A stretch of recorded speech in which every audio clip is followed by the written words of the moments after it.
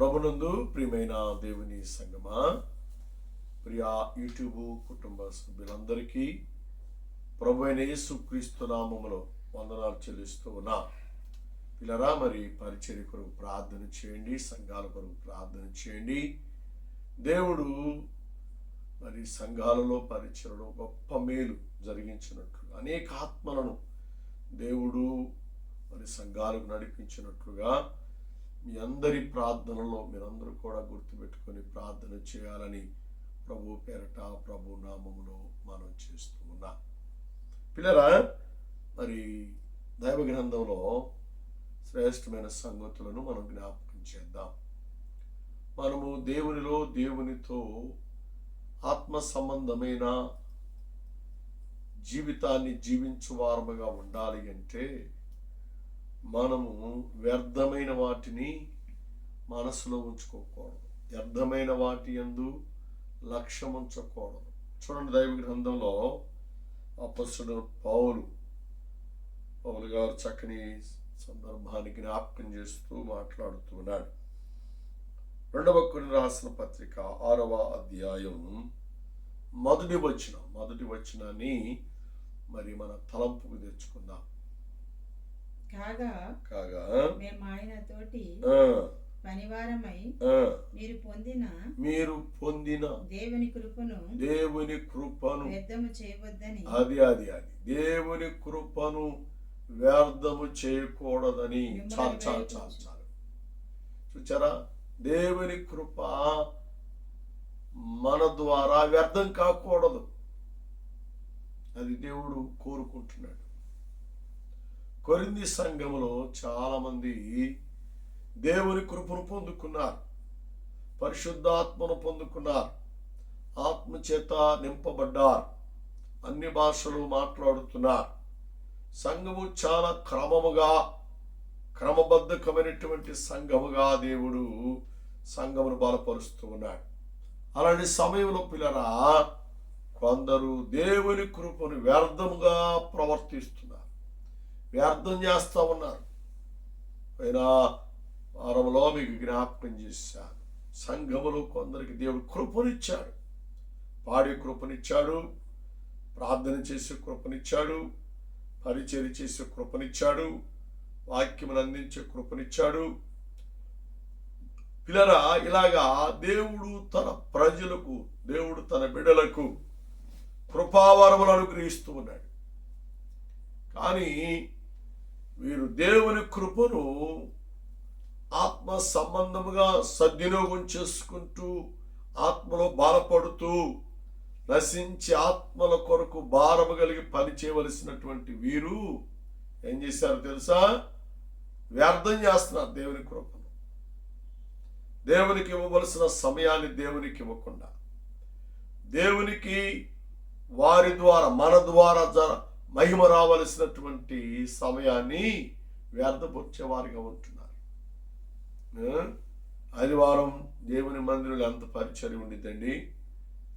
వాయిద్యులు వాయించే వాళ్ళకి పరిచర్య ఉంటుంది, పాటలు పాడే వాళ్ళకి పరిచర్య ఉంటుంది, ప్రార్థన చేసే వారికి పరిచర్య ఉంటుంది, ఆరాధన చేసే వారికి పరిచర్య ఉంటుంది.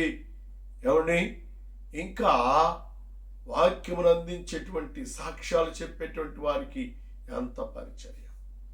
అంటే దేవుడు సంఘములో ఉన్న ప్రతి ఒక్కరికి ఆయన కృపావరములను దేవుడు ఇచ్చాడు. ఆయన కృపావరములను దేవుడు ప్రసాదిస్తే వాటిని దేవుని కొరకు ఉపయోగించకుండా దేవునికి చెందవలసినటువంటి మహిమను దేవునికి ఇవ్వకుండా వ్యర్థపుచ్చుతున్నారు. పాటలు పాడేవాళ్లే ఆదివారం ఆరాధనకు వెనకబడిపోతూ ఉన్నారు. ఆరాధన చేసేవాళ్ళు ఆదివారం ఆరాధనకు వెనకబడిపోతూ ఉన్నారు. వాయిద్యములు వాయించేవాళ్ళు ఆదివారం ఆరాధనకి వెనకబడిపోతాం. అంటే కృపావరములను, దేవుడు అనుగ్రహించినటువంటి మహిమను వ్యర్థముగా ప్రవర్తిస్తున్నారు. ఎంత భయంకరం అండి, ఎంత భయంకరం. అలాగా ఉండవద్దు అని పరిశుద్ధాత్మ దేవుడు మీతో మాట్లాడుతున్నాడు. పరిశుద్ధాత్మ దేవుడు మిమ్మల్ని హెచ్చరిక చేస్తూ ఉన్నాడు. కారణం ఏంటంటే మనము దేవుని యొక్క జత పనివారమై ఉన్నాం. మనం దేవునిలో భారము కలిగి పని చేయవలసినటువంటి వారమై ఉన్నాం. మనం అలాంటి నీవు ఏం చేస్తున్నావు? దేవునికి నీ ద్వారా చెందవలసిన మహిమ చెందకుండా వ్యర్థముగా దేవుని కృపను వ్యర్థం చేస్తున్నారు. దేవుని కృపను నిష్ప్రయోజనం చేస్తున్నారు. దేవుని కృపను పిల్లరా భయంకరమైనటువంటి రీతిలో వేయపరిచేవారిగా ఉంటున్నారు. అలా ఉండవద్దు అని దేవుని వాక్యము ద్వారా ఈ పురాతన కాలంలో దేవుడు మనతో మాట్లాడుతున్నాడు. దేవుడు నిన్ను హెచ్చరిక చేస్తూ ఉన్నాడు. నీ జీవితమును దేవునికి సమర్పణ చేయి. అప్పుడే ఆయన కృప పరిపక్వత చెందుతుంది. ఆ కృప ద్వారా అనేకులను దేవుని యందుకు నడిపించువారుగా నువ్వు ఉంటావు అని దేవుని వాక్యము దేవుడు మనకు జ్ఞాపకం చేస్తున్నాడు. దేవునికి మహిమ ఘనత కలుగును గాక. హల్లెలూయా. కాబట్టి పిల్లరా, మనం ఎప్పుడు కూడా దేవుని కృపను అర్థం చేసే వారంగా ఉండకూడదు. దేవుని కృపను నిర్లక్ష్యం చేసే వారంగా మనం ఉండకూడదు. దైవ గ్రంథంలో మనం చూస్తే హెబ్రీయులకు రాసిన పత్రిక 12వ అధ్యాయం 15వ వచనంలో చాలా శ్రేష్టమైన సంగతులను దేవుడు జ్ఞాపకం చేస్తూ మాట్లాడుతున్నాడు. ఎవడైనను దేవుని కృపను పొందకుండా తప్పిపోవునేమో అనియు చేదైన ఏరు ఏదైనను మలచి కలవరపరచుట వలన అనేకులు అపవిత్రులై పోవుదురేమో అనియు. చాలు చూచారు ఇక్కడ. చేదైనది అంటే దేవుని యొక్క కృప నీ నుండి దూరమైపోతే చేదైన వీరు జీవితము శాపగ్రస్తంగా మార్చబడుతుంది. నీ కుటుంబం దేవుని ఉగ్రతకు గురైపోతుంది. పిల్లరా, అలా ఉండకూడదు అని దేవుని వాక్యము ద్వారా దేవుడు మనతో మాట్లాడుతున్నాడు. మనము దేవుని కొరకు ఆత్మ సంబంధమైన జీవితాన్ని మనము కలిగి జీవించాలి. దేవునిలో పవిత్రత పరిశుద్ధత గలవారముగా మనము జీవించాలి. మాటలో పరిశుద్ధత, ప్రార్థనలో పరిశుద్ధత, విశ్వాసములో పరిశుద్ధత, సంఘ సహవాసములో పరిశుద్ధత. అలాగా అని ఉండగలిగితే దేవుని యొక్క కృప వ్యర్థము కాదు అని దేవుని వాక్యము ద్వారా దేవుడు మనకు జ్ఞాపకం చేస్తున్నాడు. దేవుని నామానికి మహిమ ఘనత కలుగును గాక. దేవుని యొక్క దీవెన, దేవుని యొక్క ఆశీర్వాదం నువ్వు పొందుకోవాలి, నువ్వు సంపాదించుకోవాలి అంటే నువ్వు దేవునిలో నిలిచిన వారిగా ఉండాలి. దేవునిలో ప్రార్థించు వారిగా ఉండాలి. అప్పుడే దేవుని కుమారుడుగా, దేవుని కుమార్తెగా, ఆయనకు సాక్ష్యం ఇచ్చే బిడ్డగా దేవుడు నిన్ను వాడుకుంటాడు. దేవుని నామానికి మహిమ ఘనత కలుగును గాక. కాబట్టి దేవుని కృపను వ్యర్థం చేయకూడదు, వ్యర్థపరచకూడదు. అలా చేస్తే నీవు దేవుని నామాన్ని అవమానపరిచిన వాడు అవుతావు. అలా ఉండకూడదు అని పరిశుద్ధాత్మ దేవుడు నీతో మాట్లాడుతున్నాడు. పరిశుద్ధాత్మ దేవుడు నిన్ను హెచ్చరిక చేస్తున్నట్లుగా దైవ గ్రంథము ద్వారా దేవుడు మనకు జ్ఞాపకం చేస్తున్నాడు. ఆమేన్. హల్లెలూయా. పిల్లరా, ఈ రాకడి దినాలలో, ఈ అంచె దినాలలో, ఈ అపాయకమైన దినాలలో దేవుడు నీకు ఏ కృపావరమునిచ్చాడో ఆ కృపావరమును దేవుని కొరకు వినియోగించు. దేవుని కొరకు వాడబడు. కష్టం వచ్చినా, బాధ వచ్చినా, ఇరుకు వచ్చినా, ఇబ్బంది వచ్చినా, శ్రమలు వచ్చినా, నిట్టూర్పులు వచ్చినా, ఏమండి ఎన్ని వచ్చినా నీకు కలిగిన కృపావరమును గట్టిగా పట్టుకో. అప్పుడే దేవుడు నిన్ను బలపరుస్తాడు. అప్పుడే దేవుడు నీకు తోడుగా ఉండి నీకు సహాయం చేస్తాడు అని దేవుని వాక్యము ద్వారా దేవుడు మనకు జ్ఞాపకం చేస్తాడు. అదే అంటాడు మత్తయి రాసిన సువార్తలో, నాగలి మీద చెయ్యి పెట్టి వెనక తట్టు తిరుగువాడు ఆయన రాజ్యమునకు వారసుడు కాడు. అంటే ఏంటి? కృపావరమును పొందుకున్నటువంటి వ్యక్తి, కృపావరము పొందుకున్నటువంటి సహోదరి ఎవరైనా కానివ్వండి, లోకం తట్టు చూడకూడదు, శరీర కార్యముల తట్టు చూడకూడదు. అలా చూస్తే ఏమైపోతారు? వ్యర్థమైపోతారు. లోతు భార్య సొదొమ గొమొర్ర కాలిపోతుందని అబ్రహాం గారి ద్వారా బయటికి తీసుకొస్తా ఉంటే దేవుడు చెప్పాడు ఆ మాట.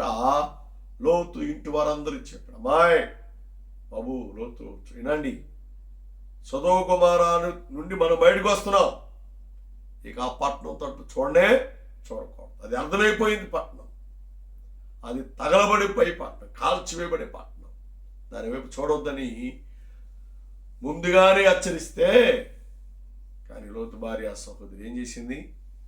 వెనక తట్టు తిరిగి చూచింది, ఉప్పు స్తంభం అయిపోయింది. ఇప్పటికీ అది ఆనవాలు కనపడుతూనే ఉంది. నువ్వు లోకం తట్టు చూస్తే కృపావరం పోగొట్టుకుంటావు, పాపము తట్టు చూస్తే కృపావరం పోగొట్టుకుంటావు. నువ్వు పాటలు పాడేవాడవైనా, ఆరాధన చేసేవాడవైనా, దేవుని మందిరంలో వాయిద్యములు వాయించేవాళ్ళైనా, పరిచర్య చేసేవాళ్ళైనా, బాబు లోకము తట్టు చూడకూడదు అని దేవుని వాక్యము దేవుడు మనకు జ్ఞాపకం చేస్తున్నాడు. కాబట్టి మనల్ని మనం దేవునికి అర్పించుకుందాం, మనల్ని మనం దేవునికి సమర్పణ చేసుకుందాం.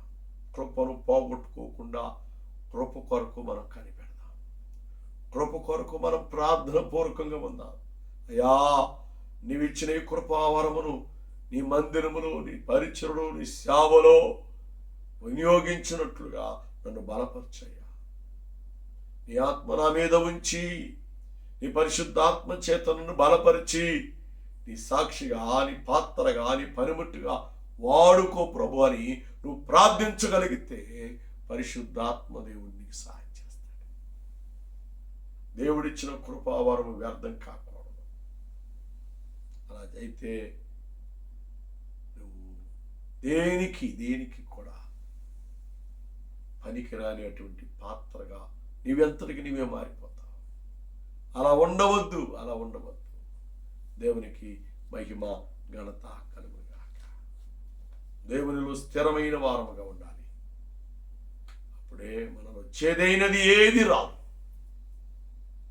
అలా ఉండకపోతే చేదైనది వస్తుంది, నేనేం చేస్తుంది? భ్రష్టునిగా, విషయంగా మార్చివేస్తుంది. అందుకని 1వ రాజుల గ్రంథంలో మనం చూస్తే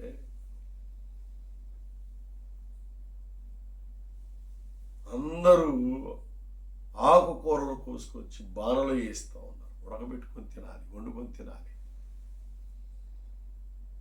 వారిలో ఒకడు మొదటిగా తిన్నాడు, ఎర్రి కేక వేశాడు, అయ్యా కొండలో విషం ఉంది.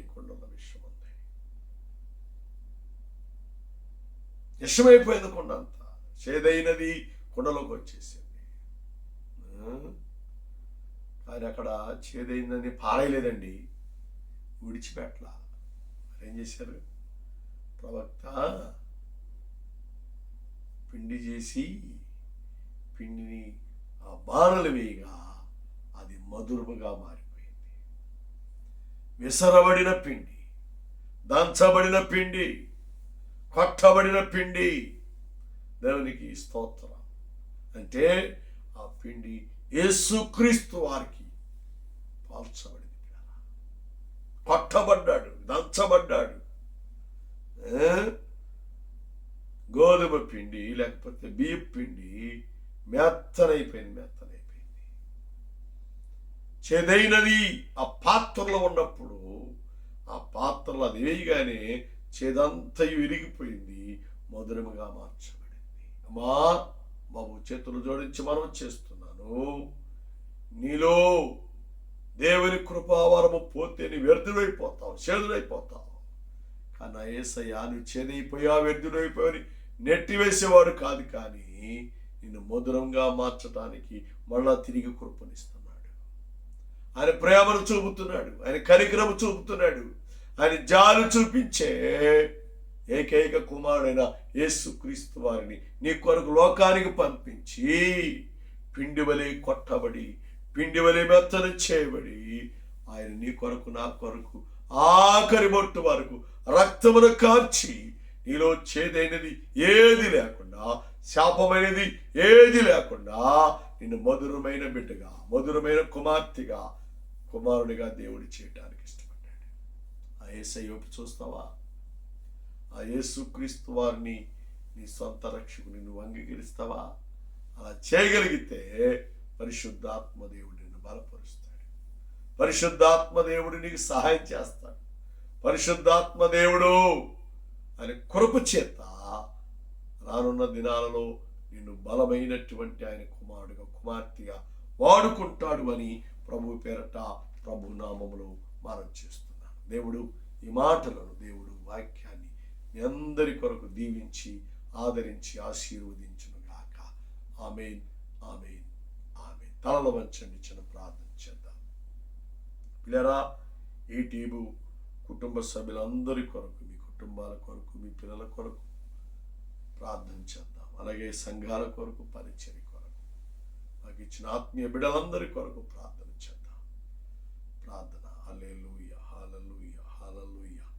కృపామయుడ, ప్రేమికుడు మా తండ్రి, ఎంతవరకు మాతో ఉన్నందుకే నీకు వందనాలు, మా మధ్యనే ఉన్నందుకే నీకు వందనాలు. నీ వాక్యము ద్వారా, నీ మాటల ద్వారా మీరు మాతో మాట్లాడేందుకే నీకు వందనాలు. ఎత్తమైన వాక్యాన్ని నీరు కట్టండి, ఫలింపు దయచేయండి.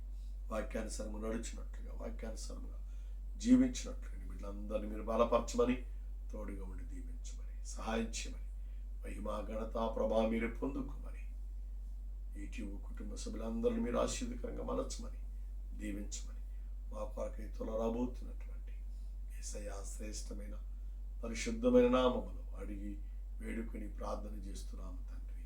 ఆమేన్, ఆమేన్. తండ్రియా, కుమారుని ప్రేమ, పరిశుద్ధాత్మ సహవాస సంబంధం ప్రార్థించిన ప్రతి అంశమునకును కూడి ఉన్న మనందరికీ వాక్యమును ఈటీవీ ద్వారా వింటున్న వారికి, ఫార్వర్డ్ చేస్తున్న వారందరికీ, సంఘాలకు ఆయన రాకడతో నడిపించి, దీవించి, సంరక్షించి, కాపాడి ఆశీర్వదించును గాక.